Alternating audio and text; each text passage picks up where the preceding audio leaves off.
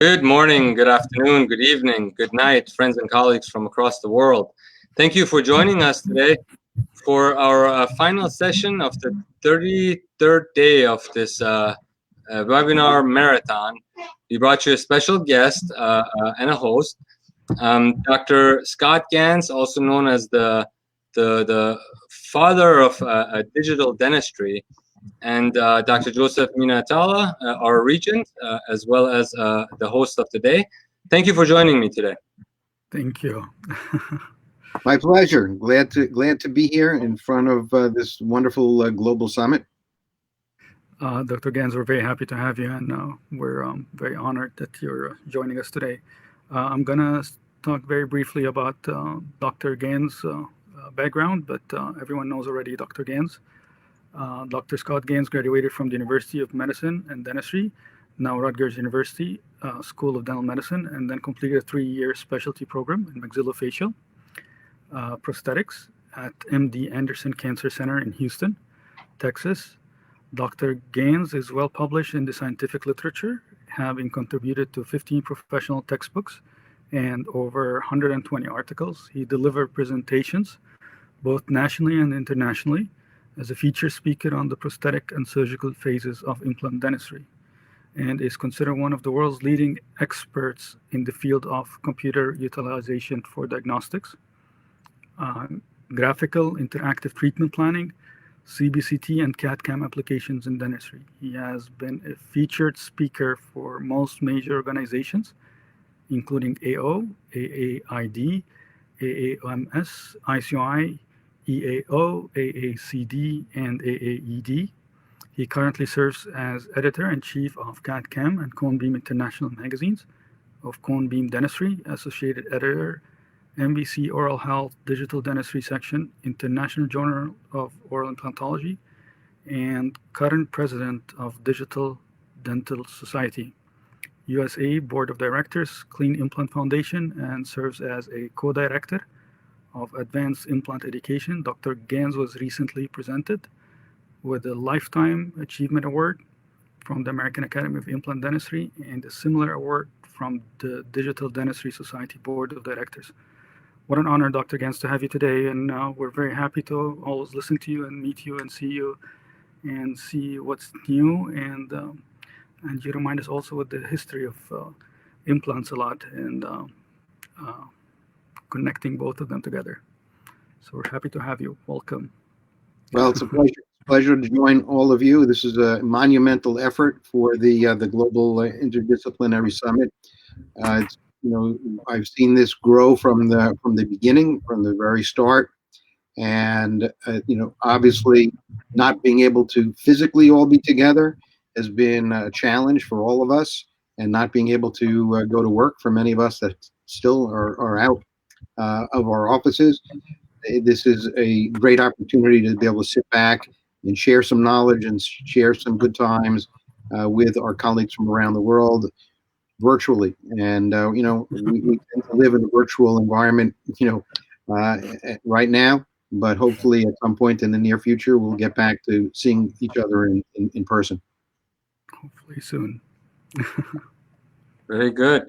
Doc, I'm going to go ahead and get Doctor's presentation up. And there you go, Doctor. You have the floor. Okay. Thank you for spending some time with us this afternoon. It's always a pleasure to be able to share some experiences, some knowledge, some history with my colleagues from all different places of the world. And it's really just an unfortunate situation that we find ourselves in right now. But I think that during this last couple of months, we've all got to do a lot of introspection and spend some time learning from our colleagues with these webinars. And right now, this is one of the best ways that we have to be able to communicate. And so with that, on the bottom of your screen, you should see my email address.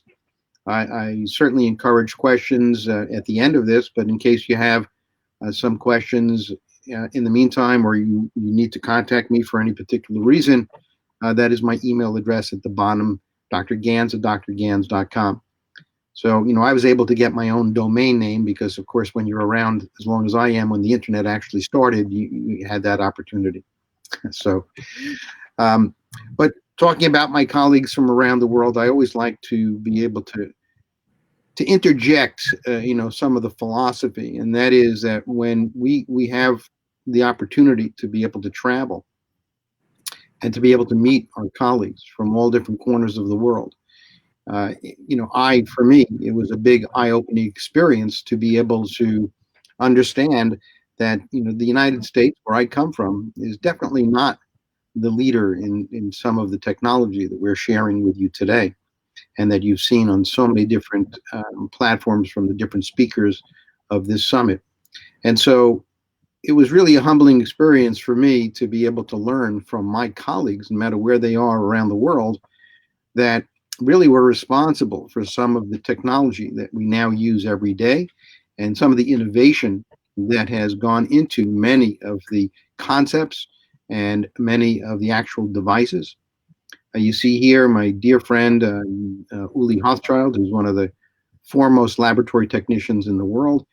And I like to include his picture, and you can see Fred Bergman as well from the DGOI, past president.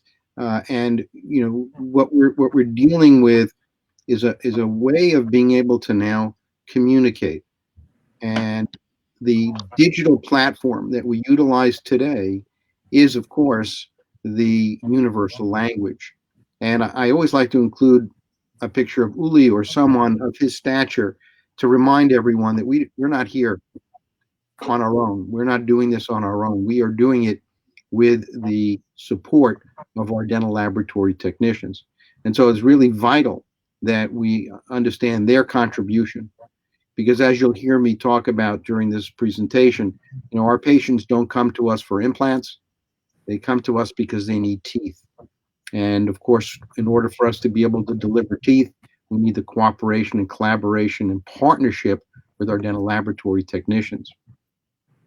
Here you see a picture from Japan with my dear friend Giuseppe Longo from Italy. And he has also written one of the finest textbooks on digital implantology that's available today from Quintessence. If you want a book to have in your library that shows some incredibly illustrated textbooks, that would be the one to get, as well as many others, of course, that are out there relating to the history of where we've been. Right before this pandemic, I was able to travel several times out of the country. One of those trips was in Istanbul in Turkey, and I got to visit with some of my dear friends at that time, and seeing some of the amazing things that are being done in some of these countries. It's truly very, very, very gratifying. And they gave me actually this little plaque, which is made out of lucite. But if you see, there's a thread on that plaque representing an implant design. So going through security, everyone kept pulling it out of the bag, so because they thought it was a weapon. But of course, it was just made out of lucite. And having been to really almost every part of the world, this was not a 3D printed skull, but that's actually a real skull there. When we have the opportunity to be able to learn from our colleagues, we've done hands-on surgical courses, both on patients and here you see on pig jaws. And this is also where sometimes communication becomes interesting. When you ask for a pig jaw and then you get the entire pig head with the ears and everything, not much we can do with the ears, but you never know. And so my dear friends in Mexico, where we do our live surgery programs and affiliations with UNAM University in Mexico City, as well as dear friends, my co-director, Dr. Isaac Towell, for our live surgery programs, the Advanced Implant Education, AIE. And in the middle there is a really talented guy from Tunisia, Ashraf Souei, who is just an amazing young man who's just done remarkable things. And so what's happened here is that our lives have come together so well because we have the internet, because we have these types of platforms. And this was the Digital Dentistry Society that was held in Morocco. And this is Jafar, who's also one one of the most talented people that I know in our industry, and runs the Digital Dentistry Society in Morocco, and put on an incredible meeting last year, which was just absolutely wonderful to see. Now, I always also like to start out with the story about my textbook from 1992, which was then published in 1993. So 27 years ago, I created this textbook, which I still use these illustrations today in my practice. And these books were sold in 22 countries around the world, and we still sell them. And we can illustrate for our patients in a very non-threatening manner to be able to explain to them some of the procedures that are being done in our practice every day with dental implants, with sinus grafting, etc. And what's interesting is that we talk about the digital workflow. Well, this book was created totally digital. Back in 1992, 93, this never touched paper. So all these illustrations were created with a program that's still available today, Corel Draw. I still use it today, 27 years later. And so in other words, it went from a disk to print. It was the first one using Corel Draw as a program back in 1993 when it was first published. And so digital means a lot of things to a lot of different people, and we have to be able to understand how that relates to all the procedures that we do. And I'm sure you've seen some incredible presentations by some of the most talented clinicians that we know in the world. And I always like to start out with this philosophical slide that there is a danger when we are bound by two-dimensional concepts, when clearly we live in a three-dimensional world. And so we have to start to, move from that two-dimensional mindset of a periapical X-ray and a panoramic X-ray to being able to understand that there's much more to that when we're dealing with three dimensions in the three-dimensional universe that we live in. Now, when we think about how that applies to us, we also have to go back and think, this didn't start yesterday. I mean, we've been doing this for a long time. It's just that our techniques and modalities and the available technology has improved dramatically over the last 35 years that I've been involved in the digital world. And these are many of the textbooks that I've contributed to. And if you want some of these in your library, they're still available. But one that I think is really crucial is Dental Implant Complications, the green book that you see down there. It's a second edition by Stu Frome. And I think it's one of the finest books to have in your library. Any one of these are great, but this is really fabulous. I'm very honored that I was chosen to be included in the oral surgery, one of the oral surgery Bibles, which is the Oral and Maxillofacial Surgery book by Fonseca, as well as Dental Clinics in North America and Peterson's Principles of Oral and Maxillofacial Surgery. By the way, someone's microphone is on, I think, because I'm getting feedback from that. So if somebody can mute that, it would be great.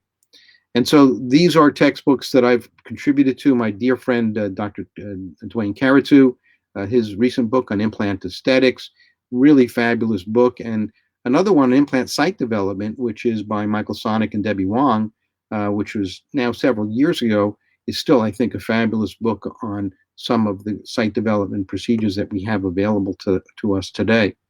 Minimally Invasive Dental Implant Surgery, Dan Cullen and Doug DePorter, wonderful textbook. And again, another clinics textbook edited by Harry Dim.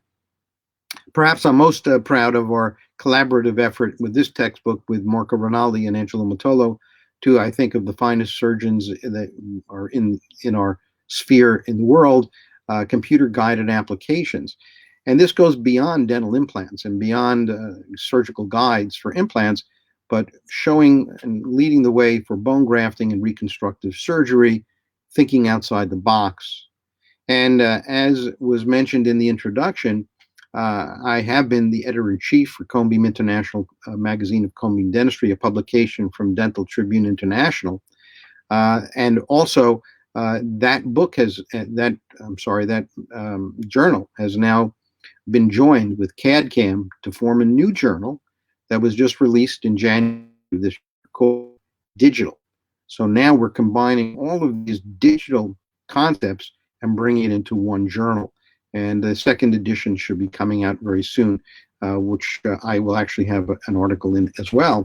But I always like to start off each one of the editions with a editorial welcome letter. So anybody wants that, these journals, they're available online at Dental Tribune International, and you can search for their e-papers, or you can subscribe and get an actual hard copy delivered to you. So whenever you see me, you're going to see me, whether I'm doing a live surgery course, whether I'm in a private practice, whatever I'm doing, the basis of everything in my philosophy is based on three-dimensional imaging technology. And as you can see in the background, there's always going to be a screen that has an image showing and leading the way, so that we understand that every patient is unique and has a unique presentation. So it's very important for us to be able to have a level foundation, so that we can go forward and appreciate the nuances of the individual nature of every patient's anatomy. And we cannot do this with a two-dimensional radiography or a panoramic or periapical X-ray. So now, if I hope this video will play, the Academy of Osseointegration meeting back in 1995 shows that we have the concepts that I was presenting back in 1995 are the same that I am doing today. And that is that we are looking at that, trying to get this volume down, that we're looking at the dimensional changes in the bone in 3 dimension, and then we can interactively place an implant within that bone and make our measurements that are needed. And in 1995, I came out with the triangle of bone concept, which was published back then, showing how we can define a particular region for placing an implant, or if we can't, then we would bone graft.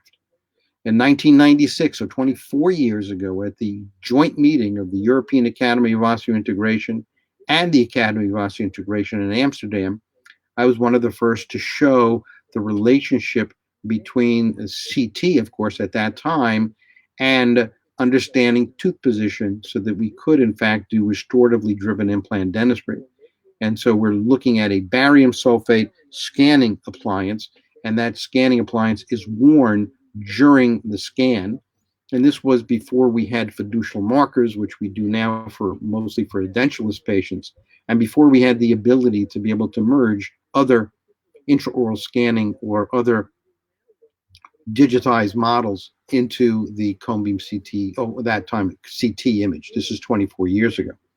The important takeaway is that we want to be able to determine the relationship between the tooth and the underlying bone. In 1997, I was asked to return to speak about bone grafting procedures. It was my dream that we could use a software program to calculate the bone volume that would be necessary to replace a defect or to rebuild and reconstruct a patient's mouth. And of course, we have those tools today, but this is 23 years ago. So for all the young people that are out there that think that this is, 5 or 10 years old, we've had this technology for a long time. It's just taking us a long time to be able to have that workflow available to everyone. And with some wonderful people like Christian Coachman and his digital smile design. Well, this is one of the original concepts, to be able to overlay the shape of teeth over the cone beam CT data, in this case, just as an example. And those teeth I designed in Corel Draw. And so having that capability back in 1997, I was really naive enough to think that, of course, everyone would be doing it in 2 or 3 years. And so at some point, I was thinking this would be me saying, okay, are we there yet?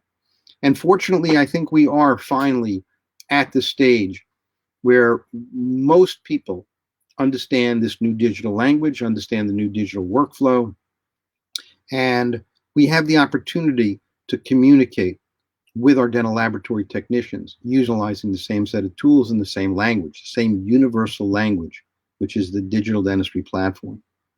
And so for those of you who don't even know how this came about, the history for 3D imaging is very interesting, because when we started back in the mid 1980s, which is when I started doing CT scan CT scans for patients, 1985, so 35 years ago. We were taking CTs to be able to assess the bone for subperiosteal implants, not for endosteous implants, not for implants that went in the bone.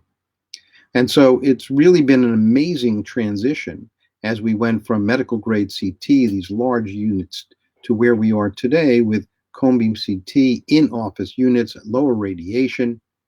And so there is a history there. And it's, I don't have that much time to be able to go through everything today, but certainly when I clean out my office and I find these interesting artifacts, this was from Simplant, which is a program that I helped with the development of back in the late 1980s and early 1990s. It was first released in 1993. And this is the earliest manual so far that I've found, version 1.1 from January of 1994.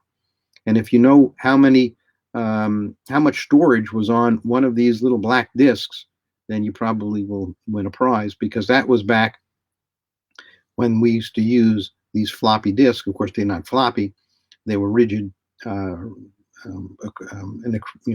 acrylic material, but they only held 1.44 megabytes of information. If you can imagine how much your phone has now in comparison to all these disks that we used to have to put into the computer. And so I always like to, again, go back to the basic concept that our patients are not coming to us because they want implants. They're coming to us because they need teeth. And so I like to also talk about myths versus realities, and the myths versus realities regarding restoratively driven implant dentistry, and what does that really truly mean. And of course, what it means is that the goal of implant dentistry is not the implant, it's the tooth that we replace. And so is it a myth? Still, I think for the most part can be considered more mythical, that people are truly using the tools available to us today to actually create a restoratively driven plan, because the tools today are absolutely amazing, where we can have incredible accuracy. And hopefully I will illustrate a few of those things as we go through this afternoon. So my philosophy is fairly simple, and that is that there are two technologies that I will not do dentistry without. One, of course, is going to be cone beam CT. Here you see one of the latest machines that can do so much, it's truly unbelievable. And on the right, you see one of the machines or devices that can measure implant stability. And so those two technologies, in my opinion, both for the surgical placement and for implant restoration, is going to be cone beam CT and RFA, or resonance frequency analysis, and implant stability quotient, ISQ. These are incredibly, incredibly important to me for a number of different reasons. When I place an implant and I want to know if I can load that implant, whether I load it the same day, or I'm going to load it in 2 months or 3 months or 4 months, if I'm going to do an immediate placement with a healing collar as a one-stage approach, or I'm going to bury it and then need to uncover it in 2 or 3 months, how do I know what is really happening to that bone? How do I know what is happening in that process of osseointegration? Is that implant truly stable enough to load? Now, there's a difference, of course, between stability of the soft tissue and the stability of the hard tissue. We're only measuring implant stability within the bone. And so, therefore, we have these devices, and this is called a smart peg that goes onto the implant, and there's one for different implant manufacturers, so it's implant specific. And then through this resonance frequency analysis, through this magnetic waves, we're able to then record the stiffness of that implant within the bone. So now when we place the implant, we can make that measurement. We can come back, make that measurement when we're uncovering the implant or when we're about to load it, and we can measure it over time.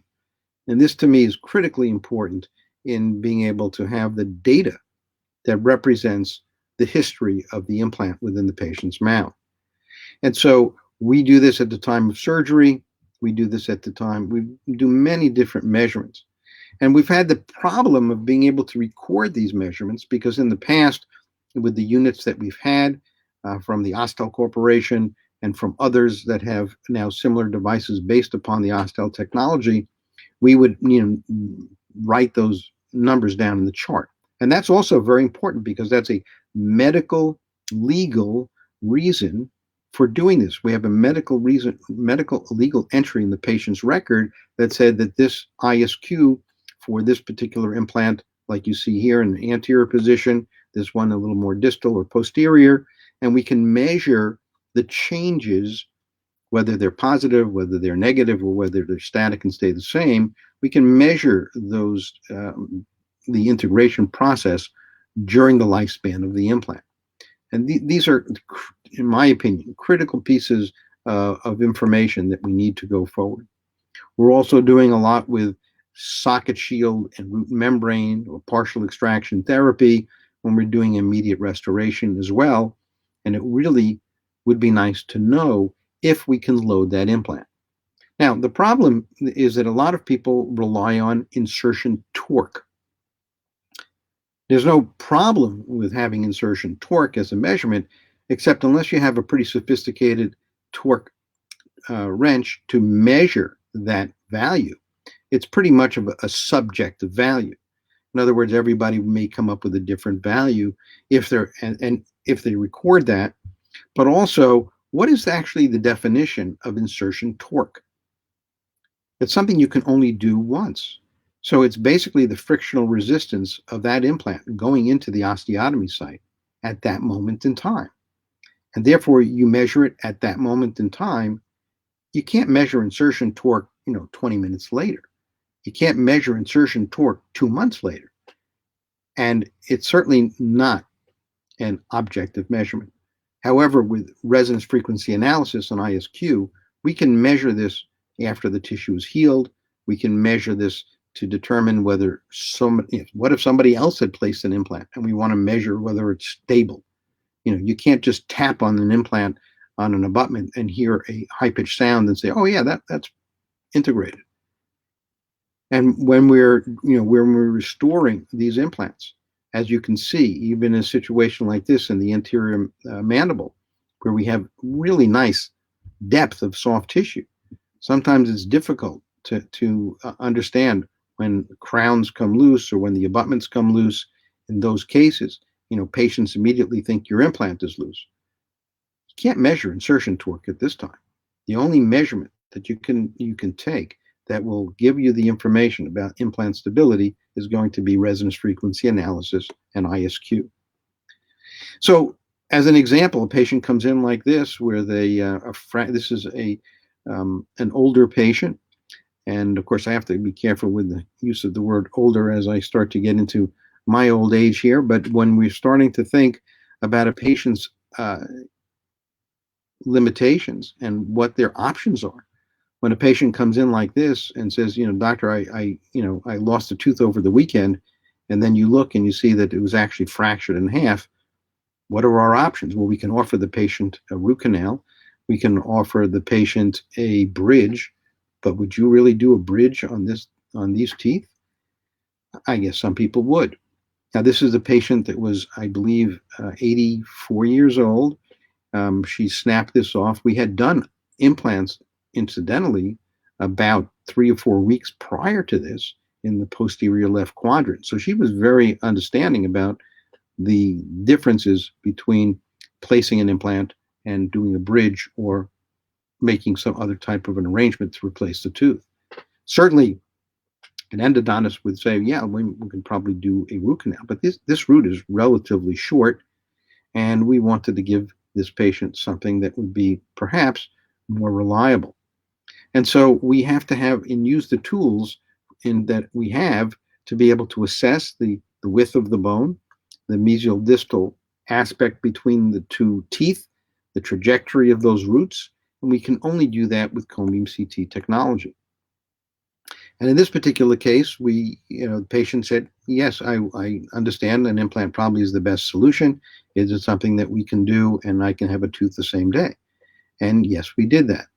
And as you'll also see in this particular example, you see the driver going for the implant, and you see that it has a long, it's a long shank to go past the occlusal part of the teeth, and there are flat sections, and those flat sections in this particular case orient to the flat of the internal hex in a Morse taper type conical connection implant. So that's the anti-rotational feature. And I always like to tell people to keep that flat to the facial. Whether you're doing a screw retained or whether you're doing cementable, it doesn't matter to me. Just get in the habit of doing that so that you have the ability to always be able to use stock abutments, especially if you may want to do an immediate restoration in this particular case, because we want to use an anti-rotational type of abutment. So we'll skip ahead for a moment and we'll just go to after the patient had a tooth for 2 months, we're ready to go to the final restoration. How do we know that that implant is truly integrated? Well, we're going to use a smart peg on that. You can see this is a blue one because it works for a 3.0 diameter, narrow diameter implant. The soft tissue seems to be maturing nicely. Patients is taking a little bit better care of their plaque control, etc. And we're going to measure and make sure that that implant is stable before sending an impression or intraoral scan with the scan body to the lab for the fabrication of the final restoration. And so here would be a final restoration. You can see there's a screw access hole coming out from the lingual aspect of the tooth. And you can see it's right almost perfectly in the middle because we planned the case well. We understood the limitations of the bone, and then we can have the patient walk out with a final restoration that kind of mimics all of the other teeth that she has in her mouth. And so for this particular 84-year-old patient, she's been very, very pleased with how fast we could do this, the soft tissue response, and the fact that she didn't have to go a single day without a tooth. And then in this case, using a platform switch type design implant, you can actually see that some of the bone has grown over the top of the implant. And now we need that emergence of a smooth emergence profile for the abutment and then the restoration, because we're dealing with obviously the interior incisors in the mandible. The other teeth are maybe at risk as well, and that's also one of the things that we discussed with this patient, is that if any of the other teeth fail, that we would then either place another implant, and if we needed to, we would connect it to this implant. And so we have options when we have implants. Once you start cutting down the teeth, your options are much more limited. Another feature that we can talk about is the fact that when we're collecting this data, that data becomes very, very important, and that data is collected either manually on your devices and written in the patient's chart, or today we have a cloud solution called Ostel Connect. And this allows us to be able to send that information to your database in the cloud, and so it will be connected for your patients to be able to have for your practice to be able to access the data from the patients and be able to actually track the integration process over time. And you can see in the graph in the lower right-hand corner, and we can map out the tooth position. We can put in other data points and get a clear overview of what the status is for each implant, as well as understand the history for each implant. So it's really a valuable method to be able to go in and create an opportunity to collect what I think is incredibly valuable data. So here is the initial Ostel device, which is the IDX, not the initial, but the latest major device. And so I always, like to say, and came up with this slogan, do you ISQ, and I hope that everyone will. This is another one by the Megagen company, implant company. They are Mega ISQ. And then recently, a new ISQ device has been introduced. And so having this included in the digital technology, I think, is very important because, of course, this is, again, another digital device. Another concept I think that has changed my philosophies as well in doing implants is the ability to be able to assess the bone so that we can understand the drilling protocols. And Versa, as a company, has come up with the concept of osteodensification and their drills, and it's something that we utilize and we teach on our courses. And so the technology is continuing to improve, and we have to really be able to utilize the all of the wonderful features of the products as they've improved, and we have to educate ourselves about that. Some people travel all the way to Nepal to be able to be at the highest points on our globe so that they can meditate about these very important questions. So as I said, I still utilize some of these illustrations. This is from CorelDRAW. These are from 1993. And of course, I then have modified them since. But when we're trying to discuss with the patient whether we're going to do a lateral sinus augmentation or we're going to do a transcrestal closed sinus augmentation procedure, we need to be able to educate our patient as to what that procedure will be. But it's not so easy sometimes to explain it if you're looking at clinical pictures. So it's much better to explain it with clinical illustrations, such as this, where we're going to place a bone graft in the patient's upper posterior part of their jawbone and directly into the maxillary sinus to be able to create a foundation for being able to place implants. And those implants create the foundation for being able to create the restorations, whether they be single crowns or splitted crowns. I try not to do too many of these distal extension cases with only one implant. Certainly, I like to ideally place 2 or 3 in every posterior maxillary sinus. So tooth position, bone grafting, assessment 3D of the bone is extremely important for us to be able to truly deliver for our patients. So when we're presented with a maxillary sinus in a 3-dimensional representation like you see here, how do we know where to create the window? How do we know, the thickness of the Schneiderian membrane or the distance between the lateral wall and the medial wall if we're going to truly gain enough volume to place our implants?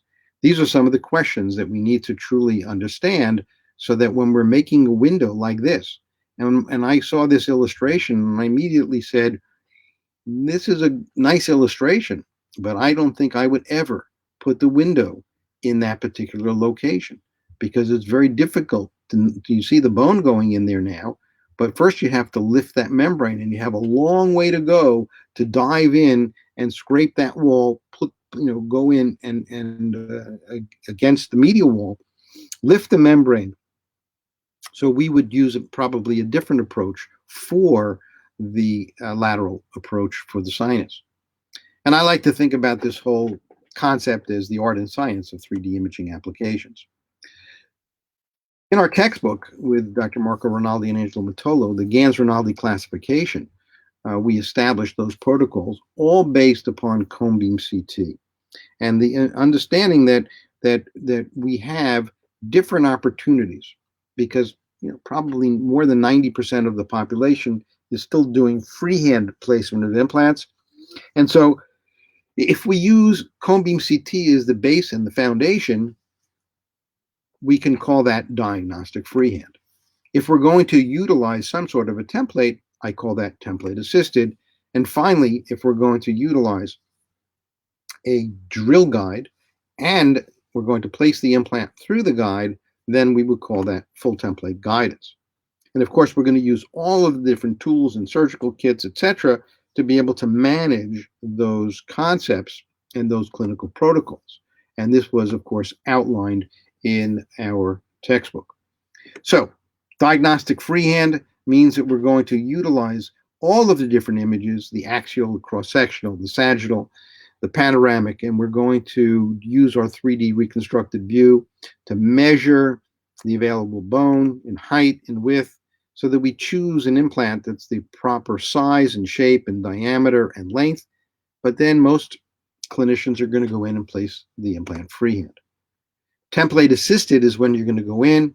We're going to, in this case, we're laying a small flap, and we're going to place a template which will give us the trajectory and the depth control, but we're not going to place the implant through that guide. So this could be a pilot guide, it could be a combination, But the goal here is to obviously place the implant without doing iatrogenic damage. And then finally, full template guidance has come a long way, but that requires the cooperation and the collaboration with the dental implant companies to create the parts and pieces and the components that we need to be able to drill the osteotomy and then position and deliver the implant through the drill guide into the osteotomy. Very important in terms of accuracy and control.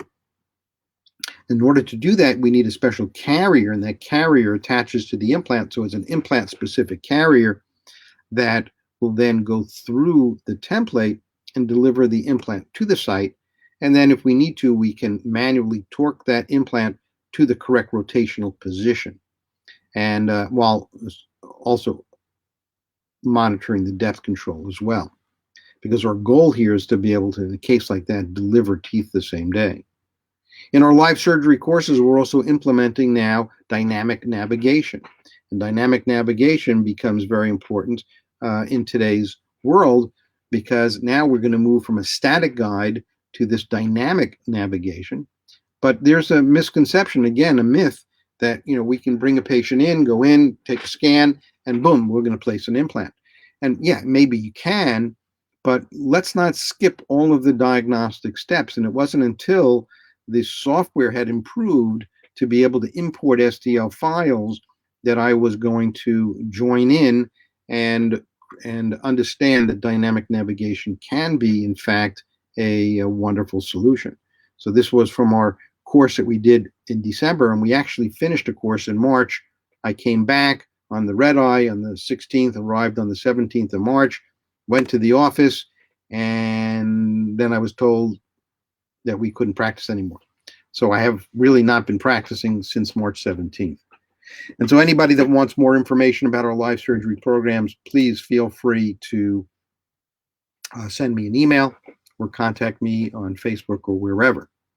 So here's a perfect example. This is a wonderful collaboration with my dear friend in Montreal, Dr. Gilbert Tremblay, also a member of the Khan Academy and Digital Dentistry Society. And this was published in 2018. Just to give you an idea how we utilize the technology to be able to plan, because diagnosis is the key, and then be able to deliver on the plan. So the 3D diagnosis and treatment planning, why not look at a case like this and say, you know what, should we extract the teeth first, let it heal, give the patient a complete denture, and then come back? Or maybe we can try and do everything at the same time if we control all of the variables. Now, my dear friend, Dr. Dennis Tarnow, always used to say, do not do more than one miracle at a time. And my response to that is, it's really not a miracle if you have all of the steps completely planned and you know exactly where you're going, what you're doing. So we can, in fact, be able to incorporate many different types of plans, and we can execute that plan. And it's really not a miracle to be able to extract these teeth, place the implants, and place a prosthesis, temporary prosthesis, at the same visit. If we include like a Christian Coachman type concept of smile design, this is another one called GPS or 3D Smile Designer software, that we can look at that patient's existing dentition, we can simulate a new dentition for that patient, and then we can take that information and it will help us plan the positioning of the implants so that we do achieve restoratively driven implant dentistry. So here you see the before and after with our simulation. So this becomes important, again, part of the digital workflow, to be able to go from a situation like this to a virtual, a manual or analog, articulator, to perhaps a virtual articulator. But it's very important that we also understand the bone quality in 3 dimensions, the trajectory of the bone versus the trajectory of the teeth, and if it's possible that these implants can be stable enough on day one to support a restoration. You'll notice here in the pink color, those are the fixation pins for this particular case. And I always like to say that I spend as much time planning the fixation pins as I do planning the implants. So here you see the merging of the data sets with the cone beam CT, the STL standard tessellation language, or triangulation language, STL file from the intraoral scan combined with the cone beam CT data. That gives us the opportunity to truly plan restoratively driven outcomes, as you can see here, where we have our fixation base that allows us to then create a stackable system for our restorations. And then we merge all of that data together with the cone beam CT information. And here you see the fabrication of the pins to avoid any important anatomy, but also not to interfere with the position of the implants. Here's our surgical guide that we will fixate, and here just is a simulation of the bone reduction. Now, I happen to have invented and developed the bone reduction guide concept back in 2002-ish, and we first published that in 2006. So these are all modifications of the bone reduction guide and then the subsequent placement of a drill guide that sits on top of that newly reduced bone. So here you see the yellow projections. That shows where these implants project through the occlusal table or the envelope of the teeth. I always like to, for historical sense, I've always used yellow as a color for the abutment projections. You can see that through the template design, and you can see the fixation pins there. So here is the extractions of the teeth. There is the bone reduction guide that will be anchored with the anchor pins. The bone will be then reduced, all of the granulation tissue coming out of the sockets, as you can see here with the fixation pin. And then the drill guide would go into those same holes to be able to accurately create the osteotomies for the drills. And then we can see multi-unit abutments that are placed on top of that. And this is where we had some innovation by having a seating guide for the prosthesis, so that we can then have a very accurate assessment of the position of the restoration to the newly placed implant. So it becomes very important that we have a true restoratively driven planning, as well as now executing that plan with our CAD/CAM immediate fixed prosthesis. So here's a prosthesis seating guide that we have here. Here's an FP1 type of restoration. There's no pink here. And as you can see, we are now engaged into the seating guide so that we can then pick up the positions of the implants in our dual cure acrylic. So very important that we can follow these steps to gain an immediate extraction, immediate placement, and the patient walks out with immediate restoration the same day. So this again published in 2018 with my dear friend Gilbert Tremblay. And so what does this do for us? The technology that we have today provides us with tremendous power. That power allows us to be able to diagnose. We can come up with our treatment plan. We can then communicate that treatment plan with the entire world. So the power to diagnose, to plan, and then to communicate that with all members of our implant team, and then to execute the plan.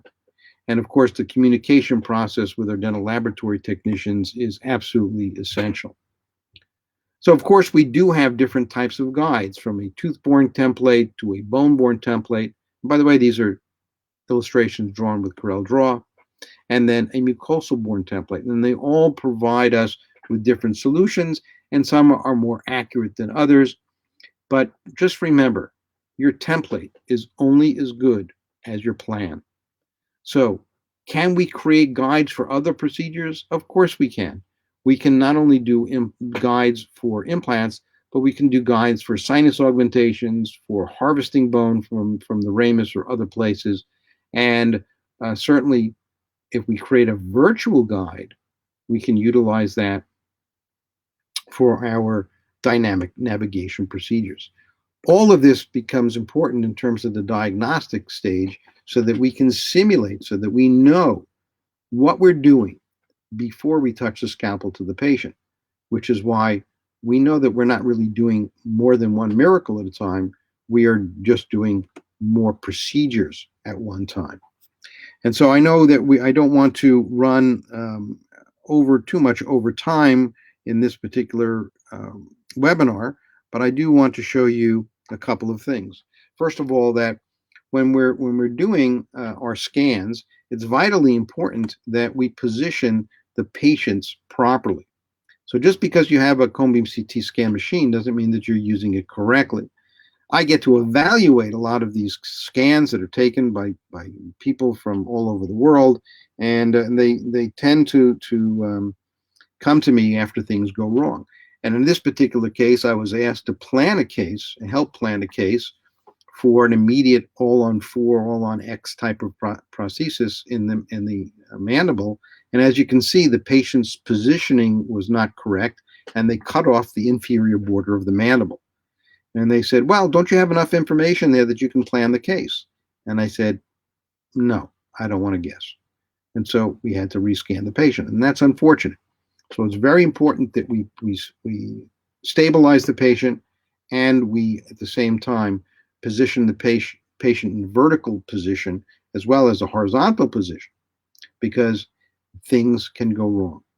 I also tend to see lots of cases where I'm evaluating where things went wrong. Like here, you see an implant that perforated through the inferior alveolar nerve. These are not acceptable in today's times. Of course, that happened without the use of 3D imaging and without the use of a guided surgical approach.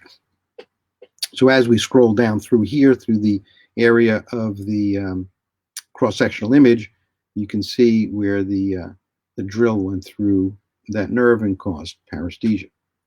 We don't want to see this, and it can be avoided.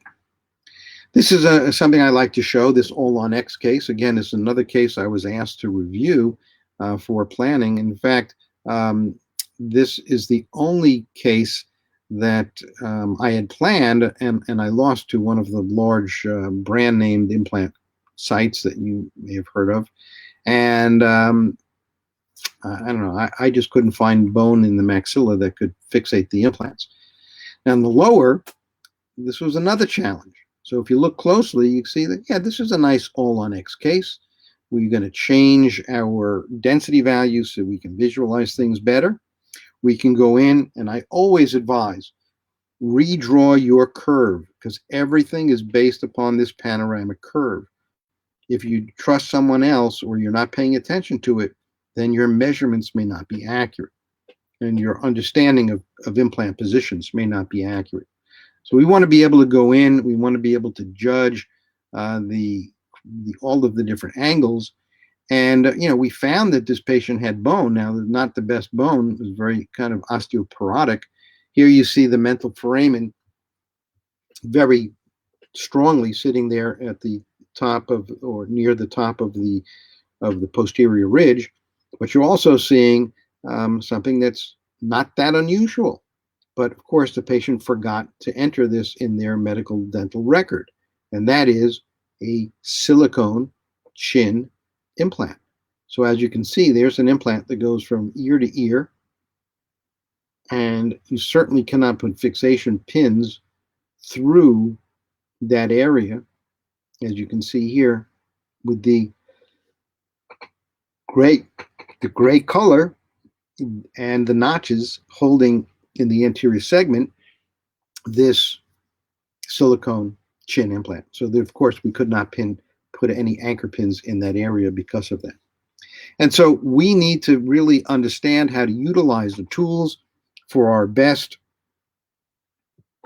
diagnostic purposes. And by being able to do that, we have a chance of really being able to deliver some stellar care. Now, I always like to show also, the concept of segmentation with this little video that I created from a local veterinarian that was kind enough to give me the DICOM data. So here's a dog that's been anesthetized. So he has been intubated. So that's what the tube is. And you can see that we're now segmenting, or we're separating based on density, the the different layers here, and we can see the bone, we can see the teeth, we can see where the intubation tube is, and we can see the patient. We can see the dog's tongue. And so having this ability to segment out that data becomes important as a tool for us to be able to treatment plan each one of our patients. And some software applications are better than others in being able to achieve this differentiation between the different levels of density with our cone beam CT data set. So just another concept for you to keep in mind, that sometimes when you see these beautiful clean models, it's because of excellent segmentation. But we do have artifact that often can happen. And so today, when we want to do a full arch restoration, we know that we can evaluate the patient. We know that we have the tools with various designs of surgical guides and restoratively driven surgical guides. Like you see here, this is only attached on the facial or the buccal aspect. And then we can, in fact, go through the entire case where we will be able to end up utilizing a bone reduction template. We have a template that will help us position the multi-unit abutments, utilizing full template guidance, placing the implants through the guide, and then utilizing our stackable type system to position the restoration so that we can then easily pick this up and have the patient walk out with teeth the same day. This is true restoratively driven implant dentistry. And so what we do very often is we do this as hands-on courses. In fact, we had 6 or 8 of them planned for April, May, June, July, August, and of course, none of those will happen at the moment. But if anybody's interested, please, feel free to give me a call. And we're actually being able to place our implants through the guides. We don't do the bone reduction part of it on the models, but we learn how to put all of the pieces of the puzzle together so that we can know how to position the drill, know how to place the implants, know how to place multi-unit abutments, and be able to do a guided approach that is a full template guided approach for this type of prosthesis. So diagnosis becomes the key. I cannot illustrate that or emphasize that enough to be able to show the pathology, to be able to understand what would be a good site for an implant, the receptor site. We need to be able to evaluate all of these different areas with all of the tools that we have, regardless of what software that you're using. Some software is better than others. This happens to be R2Gate software. I utilize this. I utilize many of the others, including Blue Sky Plan, which is totally free, making it a very attractive software, as well as a very powerful software to be able to do some of the things that we do.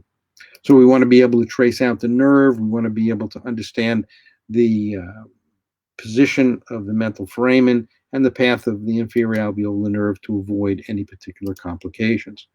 And then when we're starting to look at the software, we have to plan in all dimensions. If we fail to plan in all dimensions, then we're going to fail to deliver at the time of surgery.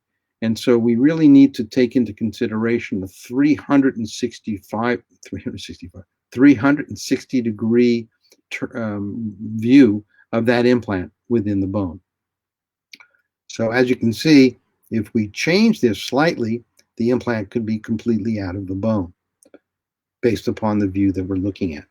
So this is really important. And then, of course, if we're going to use tilted implants, we have to be able to understand that we need multi-unit abutments to re-angle that position so that we could achieve results by having the screw access hole coming through the envelope of the teeth, and therefore also making sure that if we're at an angle, that our implant companies have an angulated implant at the degree of angulation that will create a straight platform for our screw access hole. Very important just to coordinate all of these efforts to be able to make sure that you have the positioning of the multi-unit abutments whether we're going to use multi-unit abutments, CAD-CAM for cementable, multi-units for screw-retained. We want to be able to manage these cases, as you see here, utilizing a CAD-CAM all zirconia restoration. And we're using 4 of these implants screw-retained, and 2 of them are going to be sitting on abutments. So there's many different ways to be able to achieve these results. This is a FP1 type of restoration, and the patient was very, very pleased with this, all zirconia. And so diagnosis and treatment plan is really the most important part of this equation in the digital workflow. It's very, very important. And finally, I will leave you just with a couple of other thoughts, and that is, because we're running over time, and that is that when we have to truly understand the relationship between the bone, or the trajectory of the bone, and the trajectory of the teeth, as you see here. So if we're going to take this tooth out and try to place an implant, we need to really understand exactly where that implant is going to go based upon not the bone by itself, not the tooth position by itself, but a combination of everything. But eventually it's the tooth position that guides implant placement. So you can see how if we place the implant like this, there would be a danger of ripping out the buccal bone with those threads and exposing them. And so therefore we may say, okay, why don't we widen the alveolus and we'll do a bone graft, and we can do that simultaneous, or we can do that first and come back later. Or we can position the implant within the triangle of bone, graft, and now this would be a cement retained solution. If we want to be able to take it to the full understanding of this complex, we truly need to understand the component parts that our manufacturers offer us as well. If we bisect this triangle, that implant will be surrounded by the most available bone. However, that trajectory will require a cement retained restoration. If we take a similar case like this, a little bit more bone here around that root, a little bit more bone towards the palatal. So now we have a little bit more room to work with. We have an option of placing the implant in a similar position. But let's say we wanted to create a screw retained restoration. Here we are within the triangle of bone. So in order to be able to do a screw retained emergence profile, we want to have the screw access hole coming out through the envelope of the tooth on the palatal side. So we would then rotate the implant and we would move it so that that yellow projection comes out in that area. But as you can see, now the implant on the buccal aspect has the same issue. Maybe we would be drilling out the buccal plate of bone, or the threads would cause a pressure necrosis, or whatever may happen. And of course, we could graft at the same time. Or because we have a little bit more volume of bone here, nothing prevents us from slightly moving that implant towards the palate. And now that implant is still surrounded by bone volume, and it's within the triangle of bone complex. So if we take another example of a restoration that's sitting on an analog, which now looks like it's sitting on its natural tooth root, we can say, is this cement retained or screw retained? And the answer is, it's all in the planning. The same planning goes into a screw or cementable, as long as you know what your desired outcome is. In this case, we decided to do a screw retained, also a bullseye directly into the envelope of the tooth on the cingulum area. And you can see that we have a nice trajectory, and we have nice healing, and we have nice tissue emergence profile, and then a nice final result for this particular case. So these things do not happen by accident. They happen because we have a careful planning, and we're using the tools that we have. Now, I know we're over time and we want to have a couple of questions, but I really want to just show one more thing, and that is, with the advent of 3D printing in our office, during this time of pandemic, you see so many people that are stepping up to the plate and creating PPP, personal protective equipment, such as this, designed for a mask frame. And this is something that you can all do, those that have 3D printers and those that even don't, but have friends that do, or have laboratories that do. You can go online to the Bellis company, get an app called Bellis 3D and be able to then go to receive a, um, scan your face. And from the three-dimensional digitization of your facial scan, you will be able to then push a button, and for free, they will design a face mask frame that allows the mask to fit on your face and seal the mask to allow you much more protection than you would from a regular mask. So this is Bellis 3D. I give them so much credit for coming up with this and being able to offer this as a service. As you see, there's several different designs. It's 3D custom fit. So for those people that think that these facial scans are just toys and it's just a video, it's not. That's a real STL file of your face. Of course, that was when I had shaved, and we can see nice hairdo. But now you can see that there's the mask that I printed myself on our Formlab printer, and here I am with my protective gear, even with my headlamp. The rubber bands, I'm still waiting for my order of rubber bands to come in for that are a little bit more comfortable. These regular rubber bands definitely are not the most comfortable. But just a note so that you understand that there's a lot that we can do. And today it's really, really, really, really essential that we protect ourselves, of course. And I have to give tremendous credit to all of those people that are doing this for our protection. So what can we do in this short period of time that I'm addressing you? Always use cone beam CT to assess patient anatomy. You want to always visualize any potential pathology. You want to always try to assess, when you're placing implants, the cortical plate, thickness of the crestal height, bone density, and the opacity of the bone. If we can, we're going to use other biologics as well in our surgical procedure. I didn't show that, but that would be PRF or CGF or any of the fiber matrix concepts that we have today. Always, please try to use RFA, implant stability quotient, to determine implant stability for the short and long term, and then utilize 3D printing both to enhance diagnosis and to print in-house all of those things that we can, in fact, be able to do in our own environment within our office. And so guided surgery is not just for implants. Of course, it's for many other aspects, and that would be the subject of another webinar. So I'd like to leave on this note, just a little note about our live surgery courses. Of course, we've canceled several of them. We finished, again, one course right before this pandemic started, and we will be offering more advanced implant education. We have a very unique way of being able to deliver this education by allowing us to teach clinicians at whatever level that you're at, whether it's a novice, if you've never placed an implant, or if you are going to be placing, you've placed many, many implants and you want to only look at sinus augmentations, ridge splitting, or other ancillary type procedures.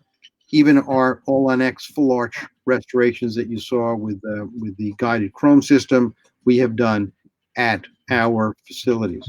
And we have a wonderful faculty to student ratio, really is one of the best, I believe, in our industry, to be able to deliver total supervision for all of the clinicians that are going to be attending our programs.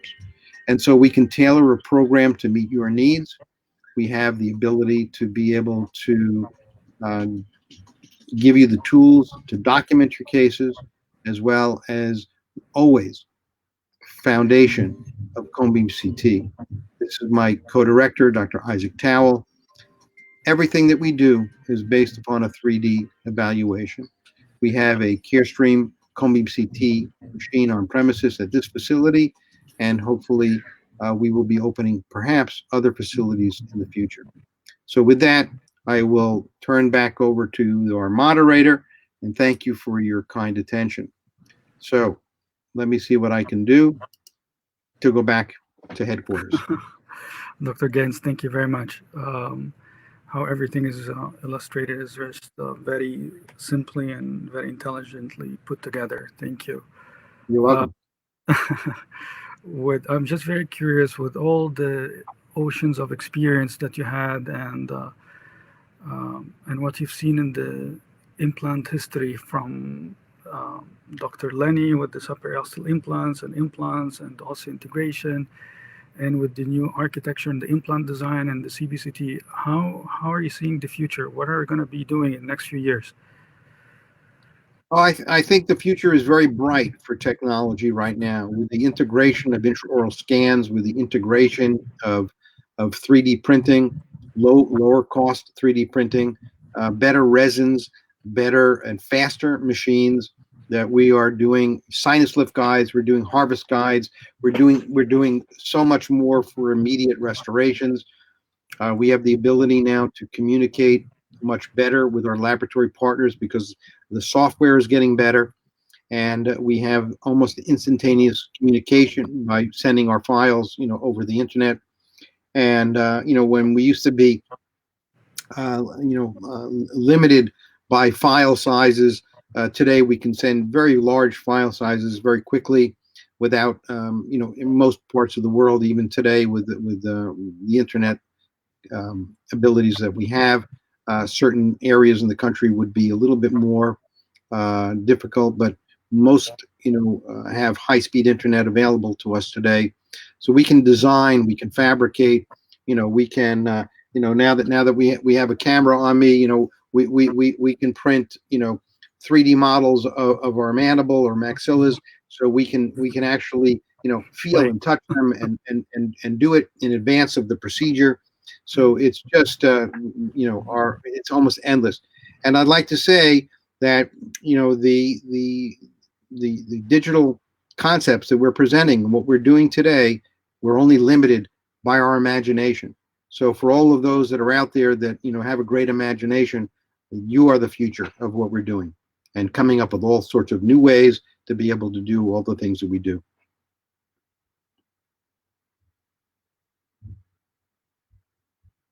Did I lose you? Oh, there you are. Yeah, sorry, just I got cut off just for a few seconds. That's okay. I'm waiting for any more questions. If anyone have I, any, I saw some here. We see some of our friends from Canada and from Portugal and from different parts of London. the world. Somebody was asking about what software that I highly recommend using Blue Sky Bio, Blue Sky Plan software for a number of reasons. One is it's free. You can download it and you can learn so much because their tools are incredibly powerful beyond whatever software that you have on your Cone Beam CT. The only thing that you will end up paying for is export STL files, and they have designed it in a way that is very inexpensive relative to anything else that you would spend if you're going to be designing and doing your own type of guides in-house. I highly recommend Blue Sky Plan software.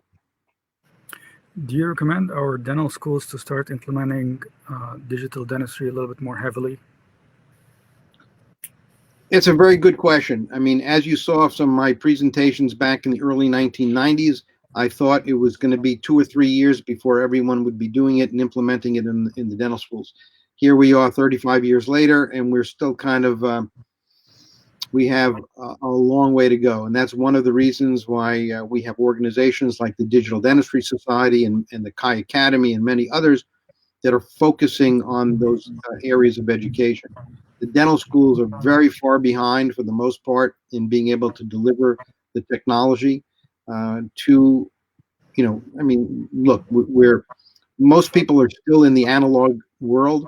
Many of the procedures that you've just seen and that we will see are a combination of analog and digital. We're still a ways away from doing everything digital 100% because there still are a lot of barriers in the way.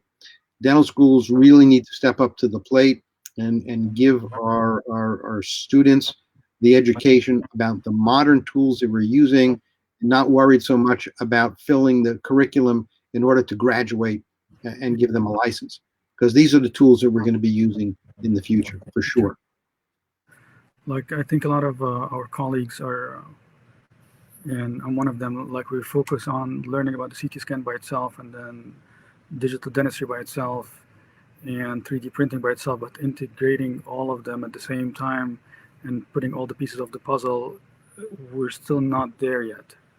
I think Well, part of the reason that we're not there yet is because nobody's teaching it, and yes. and you know from all of your experience as well that we have, in order to learn, we have to spend time, and so we have most clinicians, unfortunately, they don't have the time, and many of them don't have the desire to sit in front of the computer and learn software.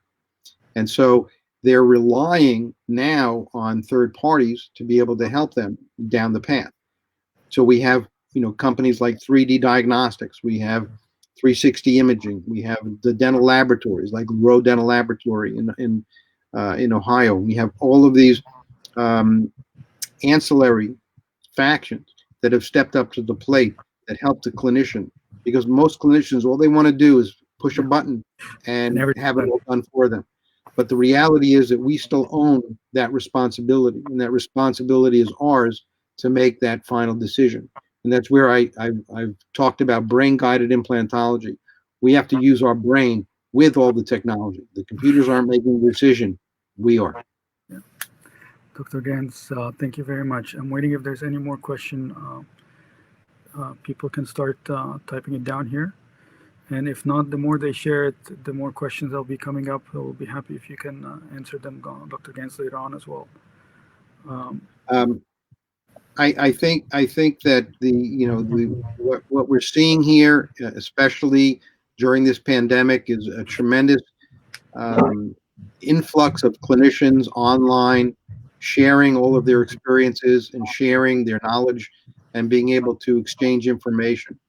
We learn from each other. There is, so many different ways to being able to solve the problems that our patients have.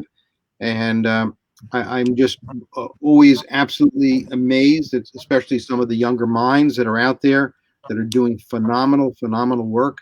And, go on YouTube to see all these videos. They will teach you how to do a lot of these things that I have just touched upon in this short amount of time. But there are videos, there are other online educational portals that allow us to be able to learn from each other. And the only caveat is that there are a number of people that post their first case and they become a world expert. It takes a long time to become a world expert.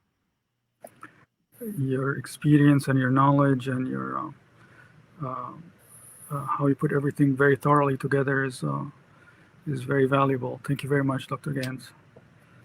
It's always my pleasure to be able to share whatever knowledge that I have and interact with my colleagues from around the world. It's a pleasure, sir.